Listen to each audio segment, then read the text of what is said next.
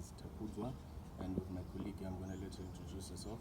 My name is Melta, and I'm also a social worker at Department of Great. So today, guys, we're going to be having an interactive discussion about drugs and its awareness and its effects and causes, and just the topic all around. So to not waste any time, I'm going to get into the first question that we have today. So, Melta, would you mind telling me what do you think drugs can do to a person's body? There are a lot of effects that come with using drugs and abusing substances. For example, weight loss, because we do learn that some of these drugs make you feel like you're not supposed to eat. You go for days without eating, not sleeping, and everything. So it causes fatigue, it causes weight loss, and it can also result in health conditions like acids. Okay, as we all know, drugs have a lot of effects and a lot of second-hand causes that they have. We want to know what is the medical assistance that can be given to someone who is in a drug-induced psychosis.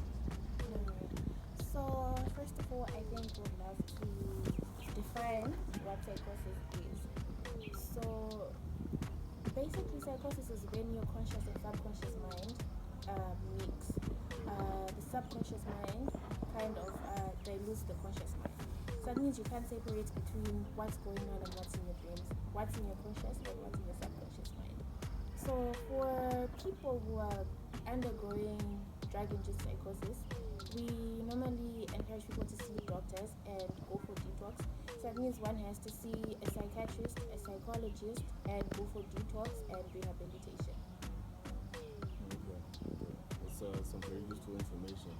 And I think you can agree with me that the main reason why a lot of people get into drugs is because they literally don't have anything to do or their mind is very idle.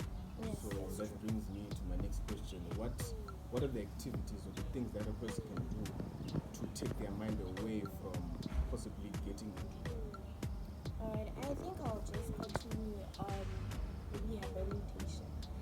So, like we all know, socialization is a never-ending process. So one has to re-socialize. One has to relearn things that they can do, things that they can divert their attention to. So, which is why when we admit people at the rehabilitation center, we have so many activities.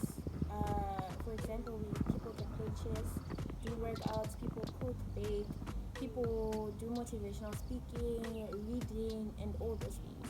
So that helps a person to know what they can do that can keep them occupied, keep their mind away from drugs. So basically, it's just being recreational, not trying to put your mind on drugs just because you don't have anything to do. Okay, so it's a key thing to find something that makes you exercise your brain to make sure that you don't find yourself having nothing to do. Yes, that's true. I understand. And another thing as well, one of the main substances that we both know has been misused, especially since the start of lockdown, is alcohol. It's been a big issue for quite a long time now, and since it's such a common thing, I want you to tell me what are the dangers of misusing alcohol. So alcohol has different effects on people, and if I'm not wrong, I believe alcohol is a stimulant. So it stimulates the brain and everything. So the moment you're abusing it, it's like it's like too much stimulant in the body. And so if you stimulate it and then the next morning you can't do without it, you have to keep taking it. And it also still results in things like acids. I have learned about quite a number of cases where people end up falling sick because of taking alcohol. Mainly acids, because that's like too much substance in the body. I see. I think we can go on and on about the biological effects of alcohol. We see them with our own eyes. It's something that's quite common. But the question that I have pertaining to alcohol, if any, what are the mental effects it has on a person's mental health in relation to alcohol? What are they? I've seen people hallucinate because of alcohol, and like I said, because you're stimulating the brain, now become dependent.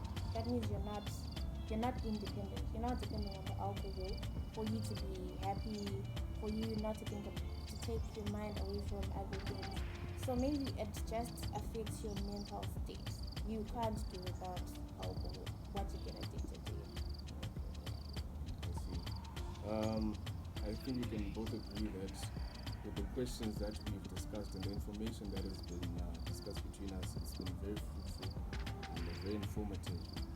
One thing that I personally learned, especially pertaining to alcohol, I was previously aware of the biological effect it has on a person, which you can see, but I wasn't aware of the psychological and mental effects it has on a person. So thank you very much for giving me that new piece of information.